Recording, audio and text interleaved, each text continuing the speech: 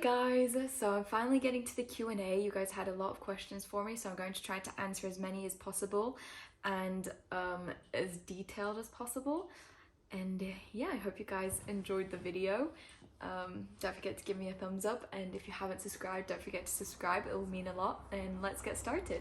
So I had quite a few questions asking about myself, like where I'm from, what are my different cultures, how come I speak English so well. So I'm just going to answer those and try to give you some more info about myself. I was born in Switzerland, but I have moved around a lot. I'll get into that a bit later.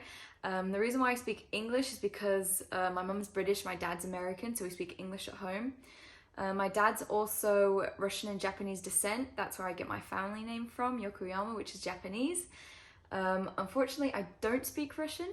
My dad didn't speak it to me when I was younger, so yeah, that's something I don't speak. And I don't speak Japanese because my dad moved to the States when he was really young, so he didn't continue speaking Japanese. So that's why I don't speak Japanese either, but I'm learning Russian, and hopefully I will be able to get to learning Japanese sometime in the future. I speak French, but I only learned it when I turned 6, 7, because when I was 3, I moved to England, which is also why I think I have more of a British accent. It does change depending on who I'm talking to, but yeah, from 3 to 6, I lived in England, and so I'm guessing, and my mum also has like a northern kind of accent, I'm also guessing that that's where my accent comes from. And then yeah, at 7 I learned French when I moved back to the French part of Switzerland. I also speak a bit of German. That was a question that popped up. How good is my German? I wouldn't say it's great, but I can understand quite well, especially good German, because in Switzerland, most of the people on the Swiss team are Swiss German, and so they speak Swiss German, and Swiss German and German isn't quite the same thing. So yeah, Swiss German is a dialect and is really hard to understand compared to German. So I do understand quite well, but I don't speak it really well. Yeah. And then when I was around 10, I moved to Singapore for approximately 3 years, and then came back around at the age of like 12, 13, and have been living in Switzerland ever since. So yeah, that's a bit about myself and where I'm from, how come I speak English so well, and yeah. How old was I when I started climbing? How did I get into climbing? When did I start comps? Those were a couple of questions that I got. So I started climbing when I was 7 years old. I tried it out for the very first time thanks to my tennis classes, because where I was doing tennis, they had like this really small climbing wall.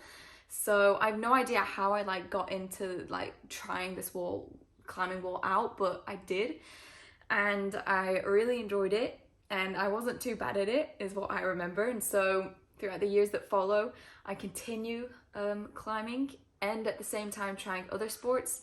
Like I said, I tried tennis, I also tried ballet, I was also doing field hockey, I tried taekwondo, I even was trying playing an instrument, but nothing really sticked compared to climbing.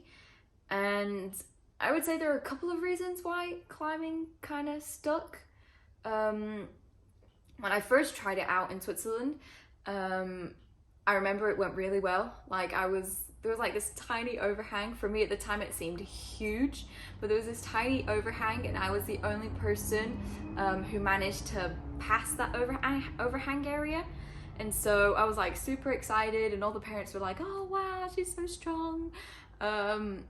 So yeah, I like really clearly remember that moment. I think that had an impact. And then when I got to Singapore, I was able to continue climbing there. They had like this huge wall, much bigger than what I was trying out in Switzerland. They had this huge wall where I could choose to join a climbing class within the school. So that was like really cool. And the coach they had there was really awesome, and he like was really motivating and made it all really fun. And that's when I started comps. Like I started comps with him, and I was only climbing like once a week. So I started comps with him, and it went really well. And yeah, just like the environment was really fun and I really enjoyed it over there. So I think that also had a huge impact. Now, when I got back to Switzerland, I was able to join a team and like it was a really good environment once again. I've made tons of friends who are still really good friends at like right now. And so yeah, I think that, yeah, it's just like a couple of tiny little things or big things that like made it that climbing was the sport that I wanted to continue doing. There were also some downs. I remember the first Swiss comp coming back from Singapore that I tried, I'd finished like second before last. We were 16, I finished 15th. And that was really motivating, like it really pushed me and I wanted to get stronger. And so yeah, there was just like tiny little parts that happened throughout my life where I'm like, okay, I think I'm gonna stick to climbing. And yeah, this brings me to where I am today. And I'm happy I did stick with climbing. I got quite a few questions about what I was studying, the time that I give to studying and training, and if I go to college or if I've been to college, what was my major and all of that. So right now I'm studying forensic sciences. I've just finished my second year and I'll be starting my third year in September. It's very interesting. I will give you that, but it is quite of a struggle to balance training and studying. I'm very lucky to have a university which helps me organize my classes around, or if I do have like a comp or something, they'll help me try to figure something out. I do also have the chance to take my do the year at 50%, which is what I did with my first year, but yeah, it got a bit complicated in my first year, so I did my first year in 3 years, and right now I do not want to be spending like any longer at university, so I'm trying to just finish as fast as possible right now. So I did my second year at 100%, and everything with COVID going on, classes went online and they were recorded and then put onto the university server, which means I could like miss certain classes and then rewatch them, which was great because they didn't do that before. And as an athlete, I mean, I could focus more on training and then come home and just like watch all my classes when I got back from training. So that was awesome. Hopefully the third year they'll be doing the same thing. Otherwise, I have no idea how I'm going to organize myself. I'll figure something out. But yeah, this third year coming up, I'm planning on doing it 100%, so then I'm really done by summer 2022. And that would have taken me 5 years to get my bachelor's. And I am thinking of doing a master's, but my master's, I will be doing it at like 50%, if not less, if that's possible. We'll see. But for now, yeah, I'm just focusing on finishing my bachelor's, and yeah. Some other questions that I got were about being a semi-professional climber. Why do I call myself a semi-professional climber? Do I have a job outside of climbing? What job, if so? And how do I finance my life? Am I living off sponsorship deals? So I call myself a semi-professional because I just don't fully climb. Like, that's not what I'm only doing. I'm also a student, as I said before, and I also work from time to time in a climbing gym by giving some classes, and when they have like kids camps in summer, I sometimes work then. So it's just like, just to give me that extra revenue, which does help. So that's why I call myself a semi-professional. How do I finance my life? I'm very lucky to get money off the state and off the country. It really depends on results. So depending on the results I get internationally, I get a certain card, and this certain card allows me to potentially get money off l'aide sportive is what you call it. And then I've been luckily and thankfully getting money off them for the past 3 to 4 years now, so this has helped a lot.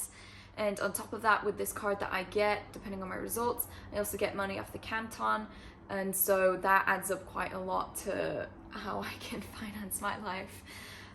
But since it does really depend on results, well, I might not be getting money next year, so I'm going to have to figure something out. But I am working on sponsorship deals where I do get money off them, and I am looking for more sponsors at the moment to help. But otherwise, I don't really live an expensive life, and yeah.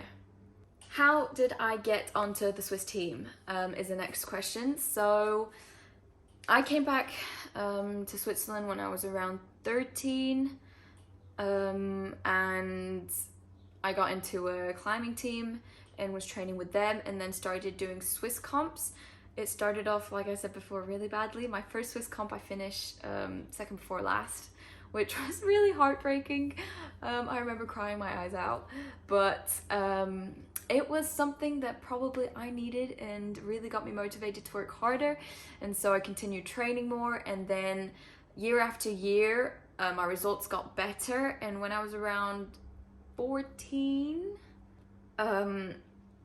like in Switzerland at the time, they used to do selections for people who could participate in like European Cups, European Youth Cups, and so I was able to do one of those, and I got the results I needed to participate. So I was like an external athlete, but representing Switzerland on some European Cups.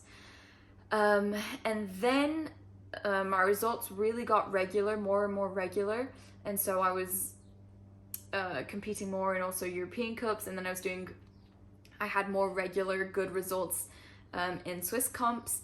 And so like when I joined the Swiss team quite late, I think I was like 16, 17 when I officially joined the Swiss team.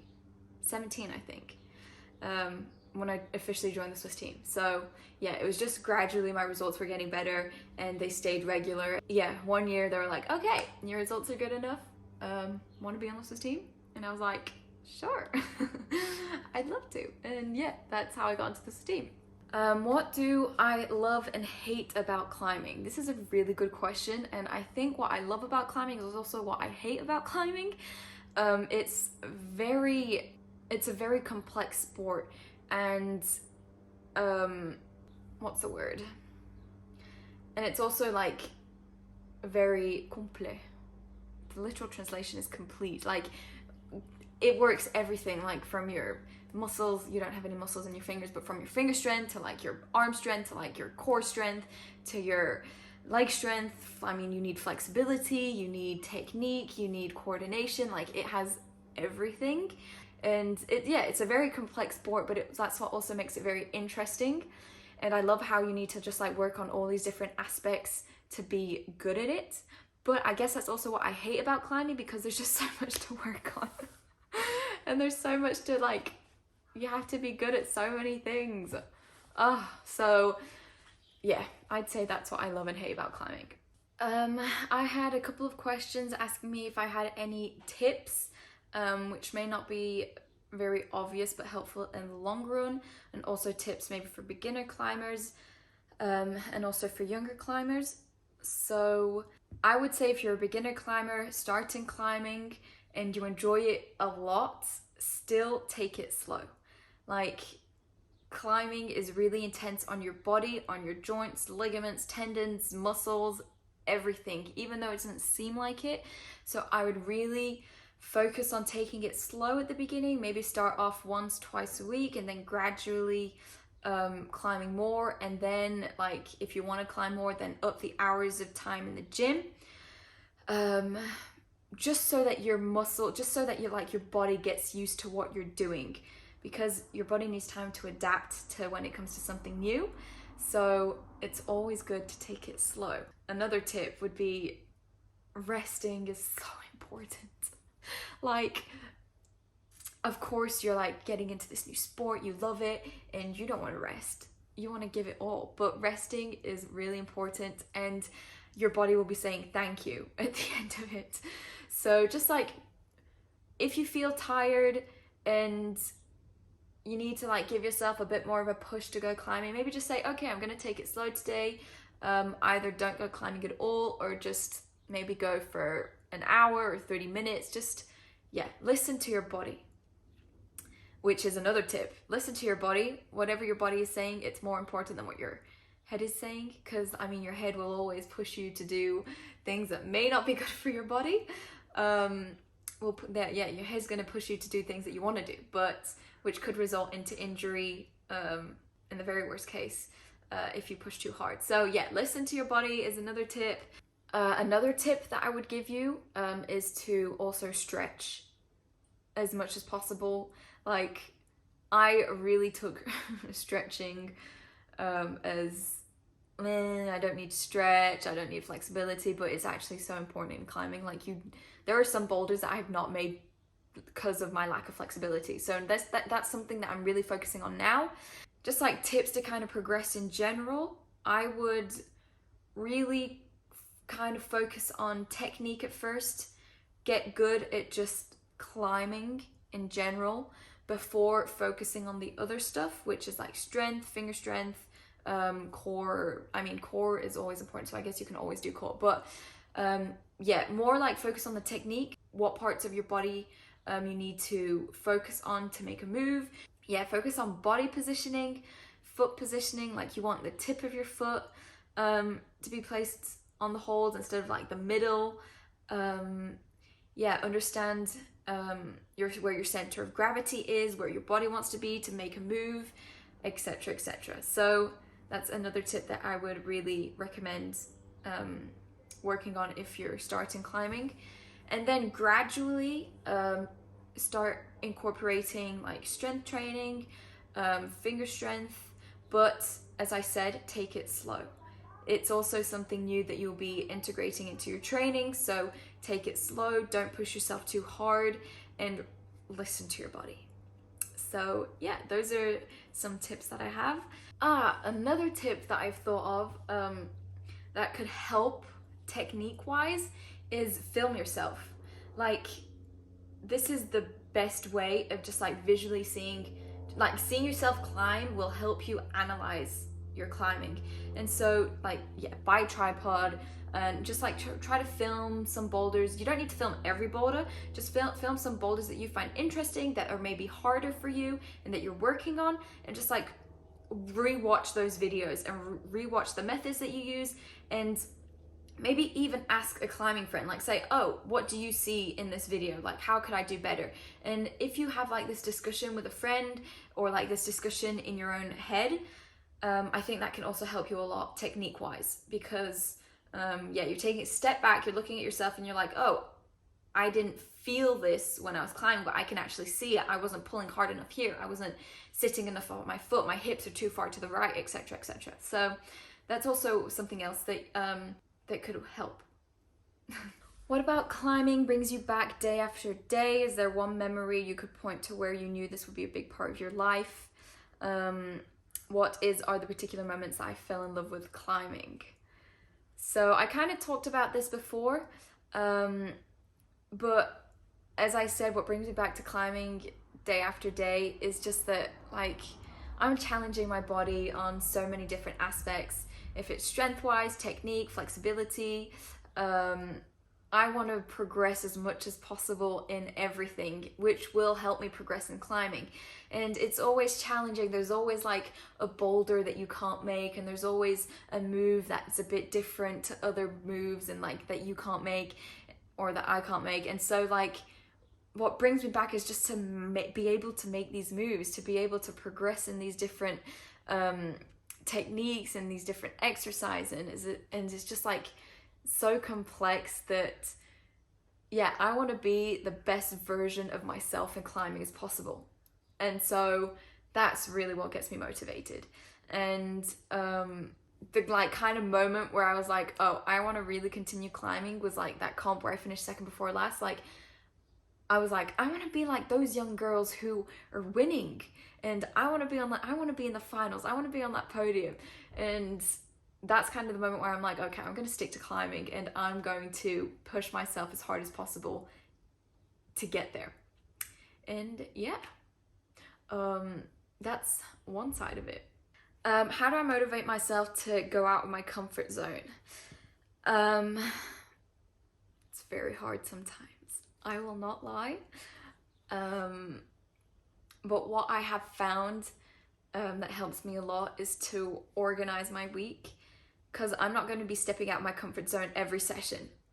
That will be way too much. But I will tend to be stepping out my comfort zone and working on hard boulders twice a week. And so when I know that is happening already, mentally, I'm already prepared.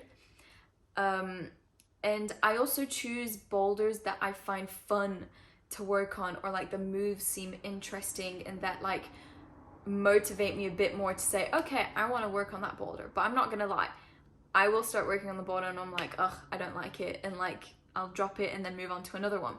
But it's just sometimes you gotta do what you gotta do, right? Also, another thing that helps a lot is surrounding yourself by people who motivate you and bring out the fighting version of you. So I'm really lucky to be able to train with other athletes of the Swiss team in the facility that we have, and where we're all together and we're pushing each other and we're motivating each other, and that is just like really fun. And I also have friends who come climbing with me sometimes, where we push each other and we're like, okay, let's try this boulder, and it just makes it more fun. And I really think that like enjoying your session is the most important part of it. Another thing that I find that helps to stay motivated is to like have a big objective. I'm waiting for the bus to pass by.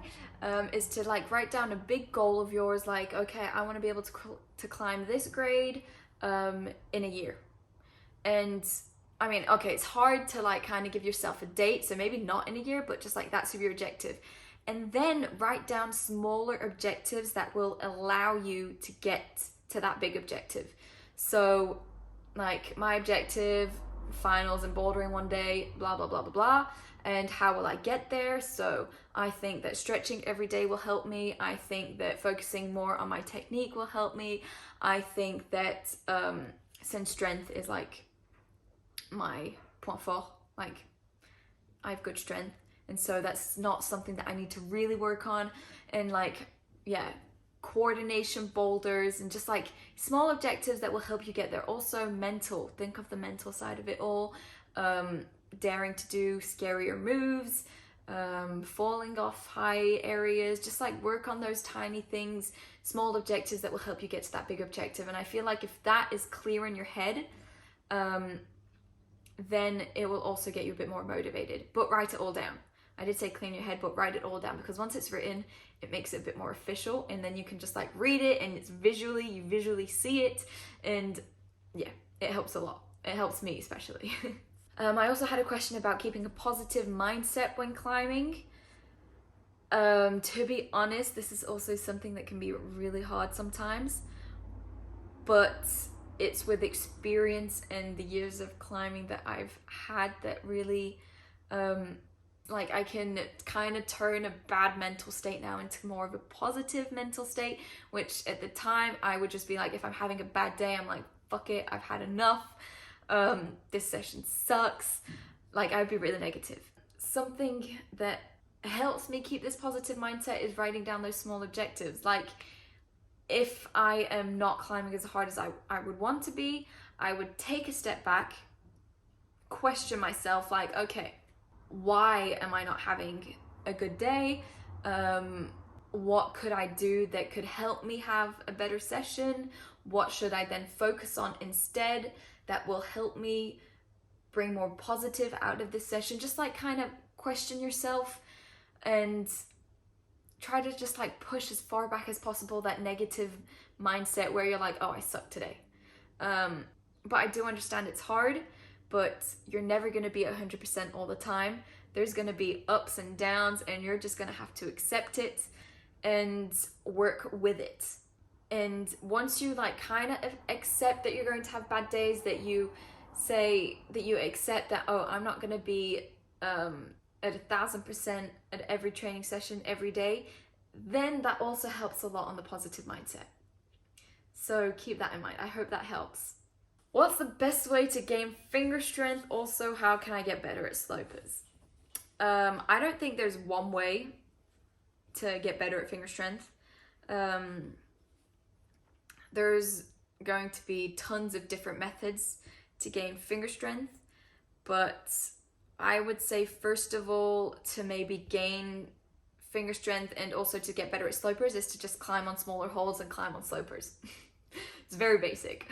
That's what I did, and like when I had when my fingers were hurting, and they still kind of are, I completely put aside crimps and just like completely like was only using volumes and slopey holds, choosing those kind of boulders, and I've gotten so much better at slopers. It's crazy. Like I can hold stuff that I've never been able to hold before, and I wasn't even doing any finger strength training, well, like sloper strength training.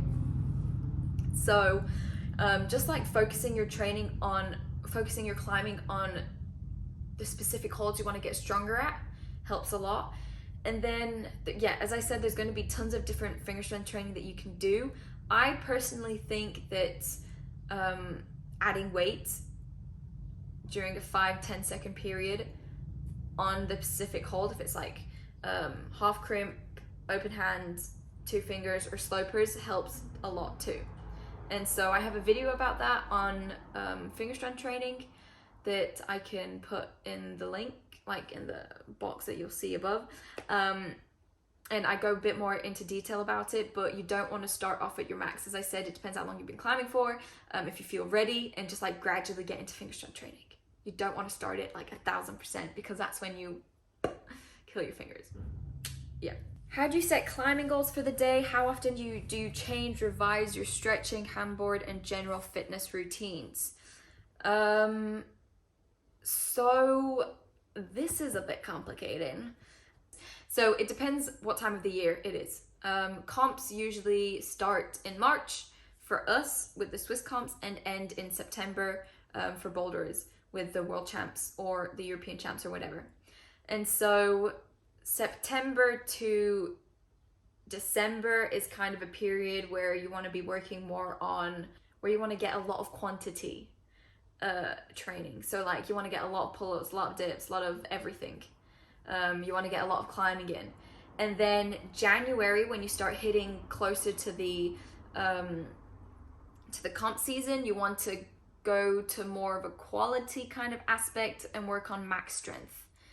So yeah, it really depends on what time of the year, but I would say like every 2-3 months, my training changes, or like the number of reps, the exercises, the number of seconds, also the climbing exercises that I do.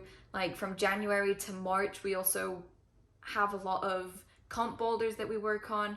So it just really depends on what time of the month it is, and whenever your comps are and whenever you want to peak. So that's also really hard to understand, because yeah, you need to just test out tons of stuff and see what works best for you.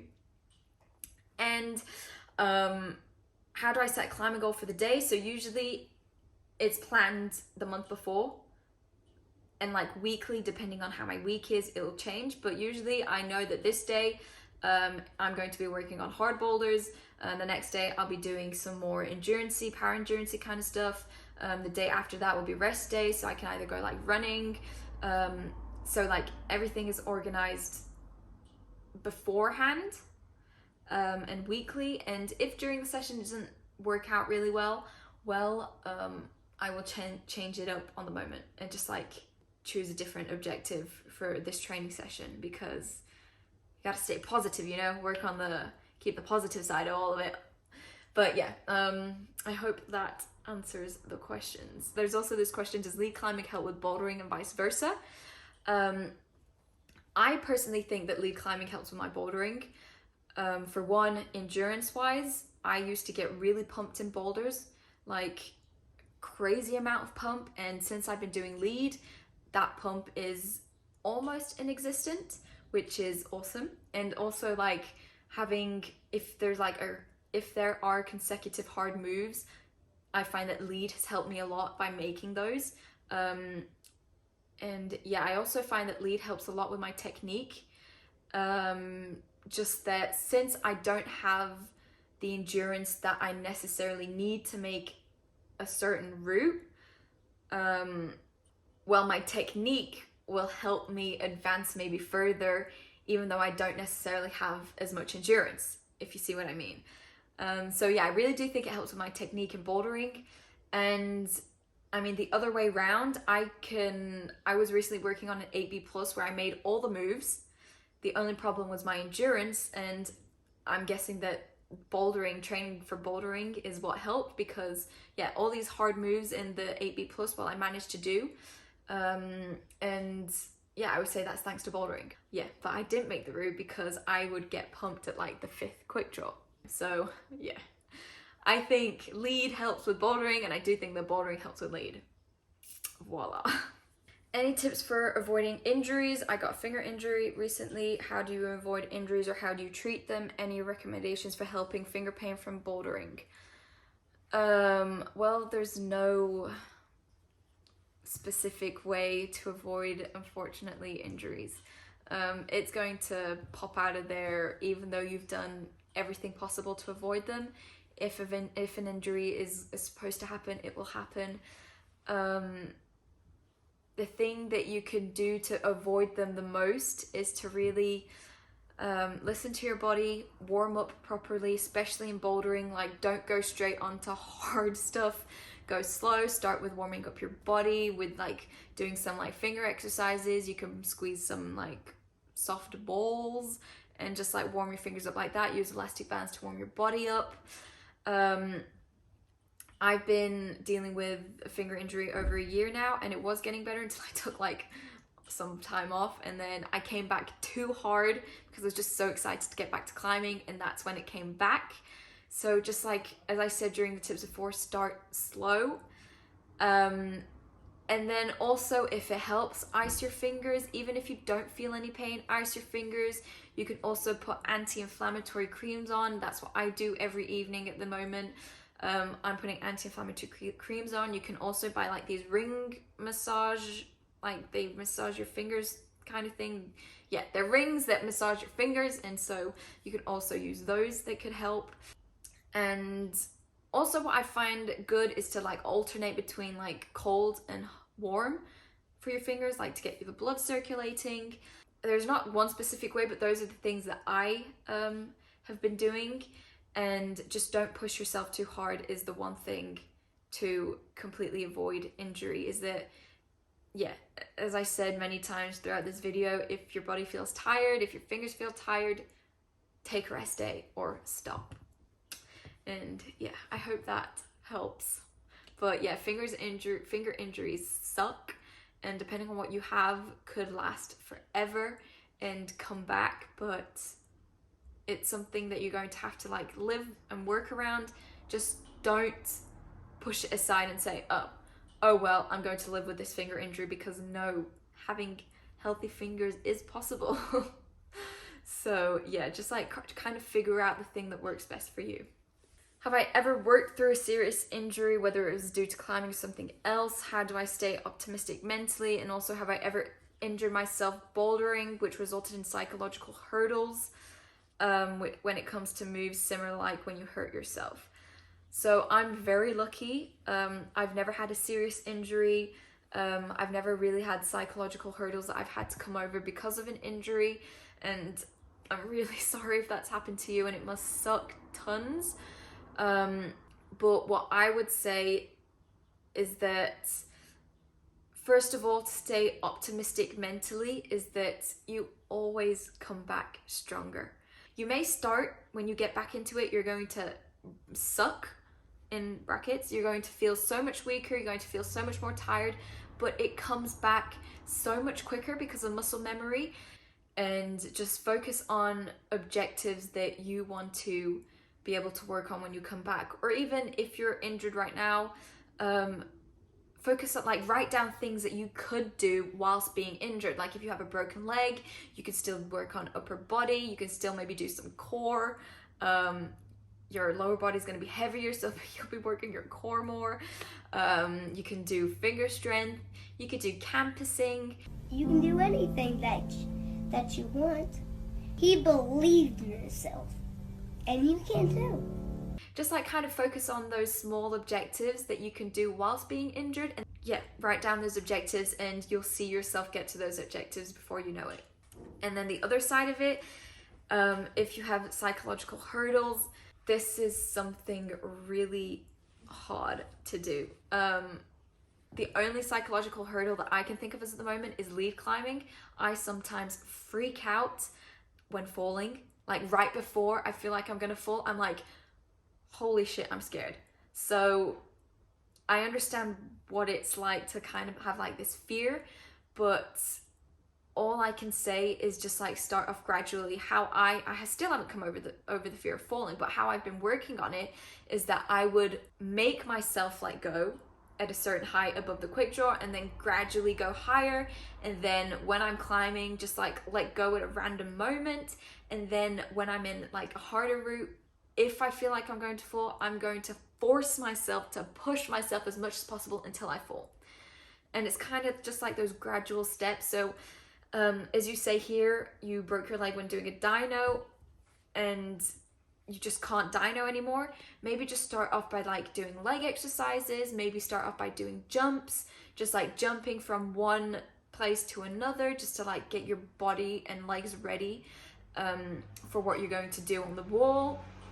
And then just do small dynos to start off with, like just like do moves where you're moving both hands at the same time, and then gradually go a bit further. And then you don't even need to grab a hold, just like jump off the wall by pushing as hard as you can and gradually try to get further and further. If really, maybe talk to a psychologist who can help you like organize your thoughts, and also write down maybe your fears, like what are you scared of, what could happen. Unfortunately, you won't be able to control everything, but you can work on the things you can control. So like, as I said, gradually working on jumps, try to jump higher. And yeah, I hope this helps. And I'm sorry if you've ever had to deal with a terrible injury. Do I have a diet for climbing? How do I deal with nutrition? So I have struggled with food for many, many years. It's getting better, but it is still present.